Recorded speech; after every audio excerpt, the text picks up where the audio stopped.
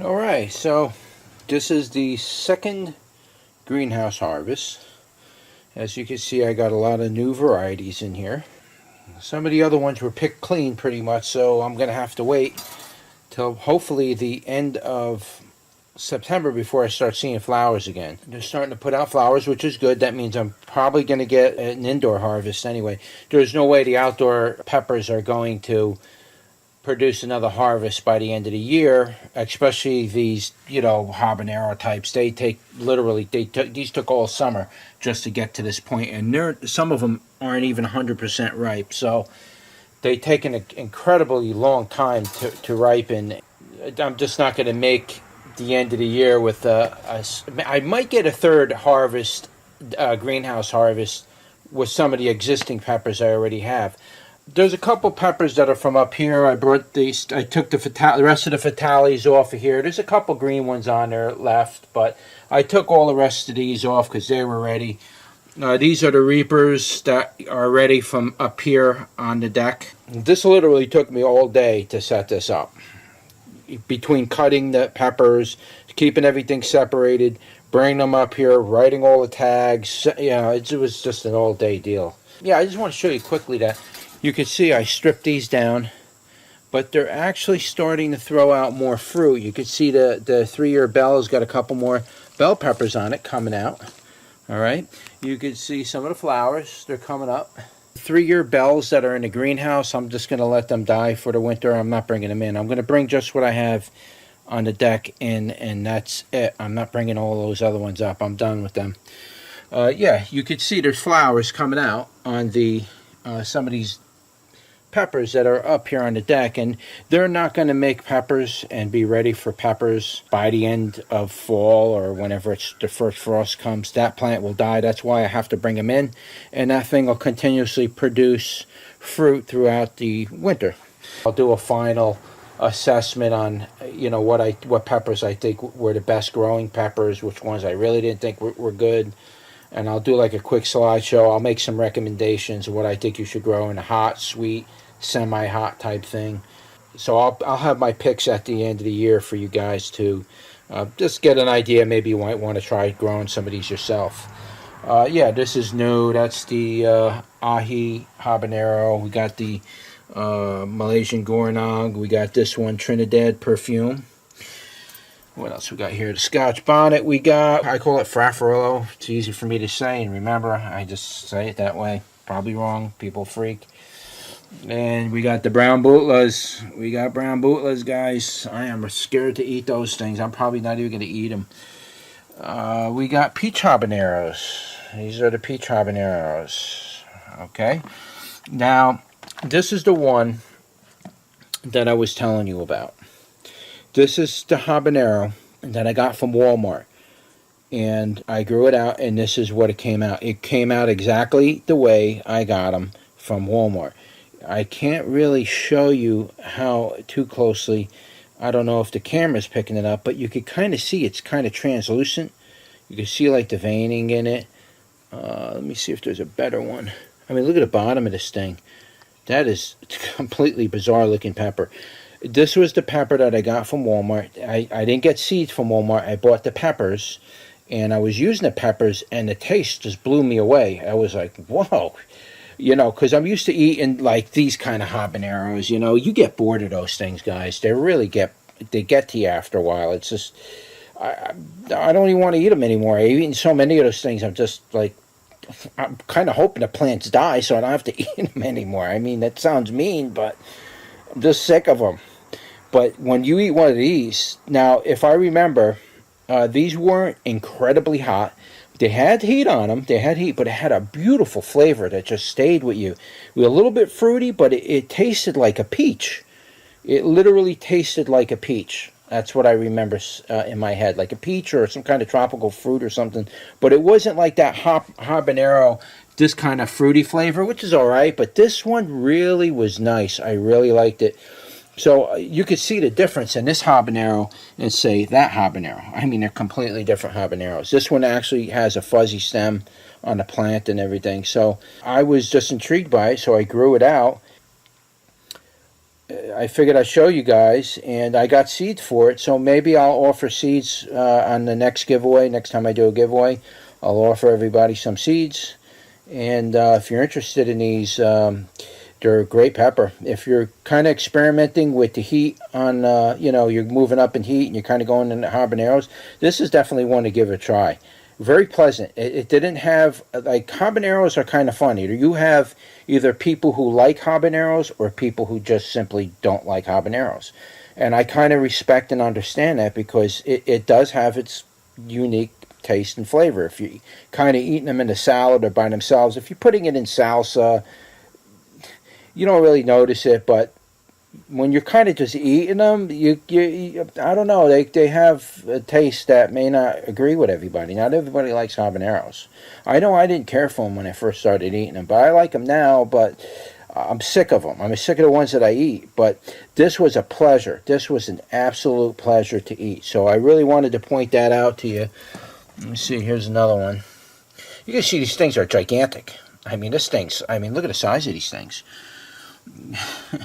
They're absolutely huge. So maybe I'll offer seeds to that habanero to some people. I really don't know what the name of it is. It just said Piminets habanero, I believe. So maybe I'll offer seeds to that if people are interested. And, I'll get them out to you on the next giveaway. I got a ton of Bhutlah, a ton of them. Guys, these things are like, they're orange for some reason, or not like red, I guess. I don't know. If anybody's ever grown Bhutlah, they'll kind of know what I'm talking about. But this thing feels like a little piece of plastic. It doesn't even feel real. It's so light, it's ridiculous. There's like no weight on this thing. But they're orange. They're not exactly red, I mean, they're orange. So I don't know what's up with that. Yeah, I mean, I paid extra for seeds that were orange Bhutlah. I hope they don't come out exactly the same. I hope there's a little something different on them. But yeah, if you ever grow Bhutlah, they feel like a piece of wax fruit, like an empty piece of plastic. Like, just so you know, you're not going to get like a big, juicy, thick, walled, heavy pepper. What else we got that might be different? There's my Reapers. Look at that bad boy. That'll cook you alive.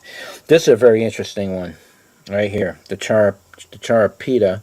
I got that from a seed exchange, and a very fascinating pepper plant and the behavior it grows. I'm going to try to do some crossing using the genetics from that pepper.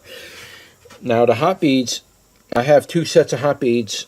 I have these, which are very large hot beads. It was only one plant out of about 3 plants or 4 plants that came up with these very large type peppers. They're not small. This is what hot beads should look like. Okay, it's a bird pepper. Look at the size difference to the 2 different types of peppers. So I am separating the large peppers from the small ones, and I am going to try to see if I can grow these out again and get the same large hot bead pepper type. And again, I'll offer seeds to those in the future. We got some Gorgons ready. A lot of these weren't totally ready. I just wanted to get some off the plant so I can get it in the photo shoot of this one, so I can get the varieties up and on here and get the tags made and the seeds, the plates and the places for the seeds and everything like that. It's just, I wanted to get them up and started. So there's only a few varieties left that I don't have up here that are been tagged already. But look at the giant Marconis, guys. Look at how gorgeous of a pepper this is. I mean, seriously, guys, this is just absolutely gorgeous. I mean, if you've never grown a giant Marconi, I know it's kind of a generic name or a generic type pepper. You can kind of buy the plant from it in big box stores. So a lot of people are like, there's nothing special about that. It's a gorgeous pepper, though. It's a great grilling pepper. It's a great salad pepper. It's sweet beyond belief. A very big pleasure to grow those peppers. I highly recommend growing those peppers. And here's another oddball. This is the Paradicsom Alaku Sarga Szentes. I have no idea if I said that right. If I said it right and you're Spanish, please correct me. Give me the correct pronunciation so I can say that, because I have no idea what that means. But anyway, this is a gorgeous pimento type of pumpkin pepper. It's just, I'm only saddened that I only got a couple. There's a few green ones on there now, I picked this one because this one's literally sat on that plant has been on there since like the last week of July. It's been yellow like this, just sitting there, sitting. So I don't know. I don't know if they ever ripen. It's still kind of like green on the top. I don't have no idea. This thing has literally been there forever. I finally just took it off and figured I'd put it in the photo shoot. It's a fascinating looking pepper. And of course, you know, I got the brown Bhutlahs. I got to show off my Bhutlas, guys. I got to show off the Bhutlas. A little damage on the bottom here. I'm not sure what happened. I think that's heat damage. But the majority of it looks pretty good. Here's a nice one up here. You can see it's not totally ripe, but it's just a nice, big, hot, deadly pepper. Got some more Naglas that I took off from up here on the deck. These are the Serenos. Look at all the Serenos I got. And that whole plant, that Sereno plant, is covered in green ones. I didn't want to take them all off. I figured let them ripen. If you don't take the peppers off, they'll never throw out flowers. So maybe I'll do it in a few more weeks or at the end of the month maybe. We'll see if we can get some more plants. I got to do some pruning. I got to get this flowered before the end of this month. And that means if I got to take all the green ones and everything off, I got to do it. And prune it too. You know, I got to do the pruning and everything on it. I got this, which is the Joe's Long Cane. This is a magnificent pepper. If you grow it in a really right conditions with really good soil and plenty of water, you're going to get a lot of these come off that plant. That plant will get big. It was just in a little 1-quart pot, and it produced quite a bit of peppers for something that was in a 1-quart pot. I wasn't interested in production this year. I just wanted to get clementine seeds, and then next year I will be growing a lot of these peppers on my property that I had prepared the land for, that will be growing these peppers in large abundances. So we will be seeing probably 10 or 20 times what you see here next year. But right, this year was just getting seed. That is all my concern. I don't even, a lot of peppers kind of went to waste actually too, because I can't eat them all. This is the Corelio di Cocina. This is a fascinating shaped pepper. I seen this online. I said, I got to get this. This is just something I have to grow. And in fact, when I'm done with the video, I might do a review on some of these peppers while they're still good, because I am trying to dry them out, see how they powder. You know, I can give you an idea which ones powder good, which ones don't. I'm definitely not going to powder the Marconis, but I will try to powder up a lot of these thin-walled peppers here. Like here, you can see this is the, it looks like a Scotch bonnet. This one came out looking like a Scotch bonnet. I'm going to separate the seed from this because this ain't supposed to look like that. But maybe it's supposed to. I don't know. Generally, this is supposed to be the shape of the Trinidad perfume. That's the kind of shape you want to see and look for, with the crown, with that bump on the top, a little bit of a point, a high center. Or you want to kind of see it look like this a little bit, more like that. But this looked almost too much like a Scotch bonnet. It was growing next to my Scotch bonnets, you know what I mean? It looks a lot like it, so it could have crossed. So I'll separate the seeds and then I'll mark them. And if they keep coming up in this particular shape and variety every year, then I will know that they crossed, and I'll have to isolate that strain. Anything else here that I want to show you? Yeah, the peach habanero. That's a peach habanero. Very interesting color. I like the looks of it. It's nice and waxy. Maybe we'll do a cut and go open on that and do a taste test. As you can see, this is very different from this habanero here. I'll just show you, because you might think, oh, they're the same as the peach habaneros. Totally different pepper, guys. Totally different. You see the ridges on this thing? On mine, the Walmart one, and then here's your peach habanero. Kind of looks like a wax fruit. Different in color. The peach is kind of light in color. This is a little bit on the orange side. Fascinating pepper. All right, so I think that's it. These are the Italian pepperoncinis. They seem to be a little bit different than the regular other pepperoncini that I have. Like, these kind of grew a lot larger and longer, and just some small little differences I've noticed in this pepper as opposed to the number 1 or number 2 pepperoncini I have. So I will be keeping these seeds separate and growing them out separately and marking them separately, so I know if there is any kind of a difference. I want to make sure that I don't cross them over or even grow them next to each other. I want to make sure that this variety doesn't cross over and kind of blend. Here's another look at some Fatalis I pulled off of here. Guys, if you like Fatalis, you like habaneros, these are good. Just keep in mind what I've noticed with eating these Fatalis and I've been eating a few of them the last couple days. They, for some reason, they come back on you. That you just keep, like, you'll belch, and then it'll be like you kind of taste that taste, and that whole taste fills your sinuses. The aroma of it kind of just stays in there. After a while, it just, you don't want to taste it no more, if you know what I'm saying. It just keeps coming back. That's what I've noticed with these Fatali. So I don't know if it's that particular Fatali. I'll try a couple of different varieties of Fatalis. Oh well, I guess, I don't know. I don't want to keep reshooting this video. This took me a long time to do this. I'm going to separate these. I just found the bag. It's guys, I'm burnt out. I've just been incredibly busy here. There's all these peppers in here. Oh man, I can't believe I did this. I gotta do all of these peppers. I thought I was done. It's already getting to the evening already. Oh, these are good. I gotta do a taste test on these for you, and open it up and show you what the inside of that looks like. It's an interesting pepper. It has some interesting attributes. I don't know. All right, I'll guess. I'll just include this towards the end of the video. I'll try to edit some out so it's not forever long, but I'll have to add these in. All right, so just hang in there. I'll be right back.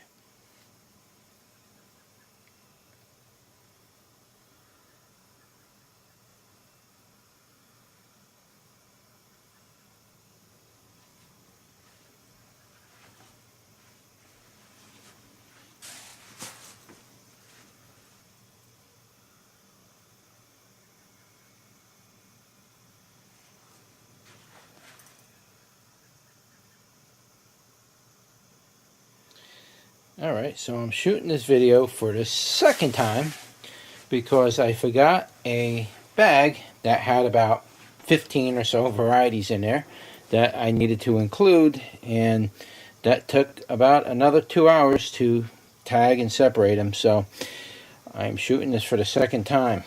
You see how beautiful those are. They're just gorgeous looking. Alright. Got those. These are those bland peppers. We will try to grow those next year. I changed my mind. Instead of not growing them, I will grow them again, and we'll see if we can get the flavor from them. Here's something I want to point out. Now, this is a pennick. The pennick pepper. This is a, where is it? Where is the pennick? This is the normal version of pennick.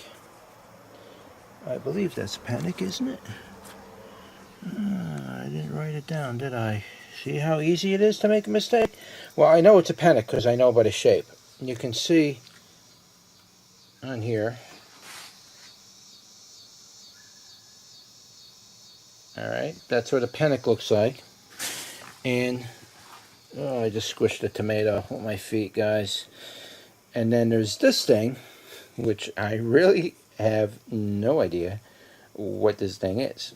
I'm assuming it's a pennick, but it's a yellow variety of pepper, and I'm really not too sure. I think it's a pennick.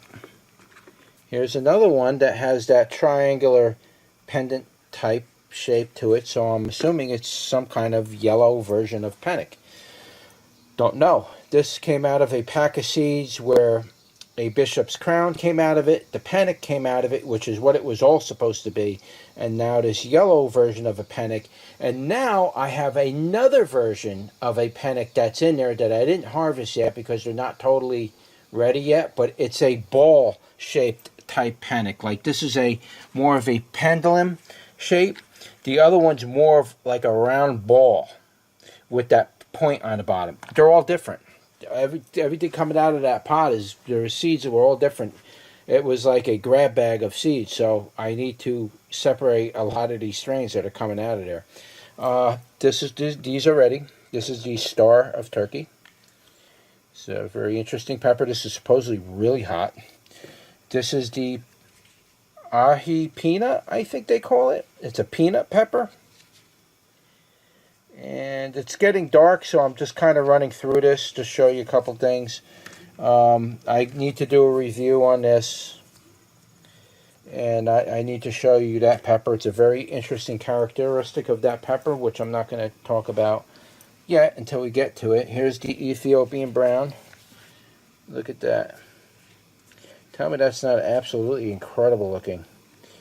I can't wait to try these. There's not enough time in a day for me to do anything and get anything done, to be honest with you. But nevertheless, I'll do what I can. I'll try to get all these images out to you guys. And I got a lot of work getting this out of here now. So I'll just give you a quick scan.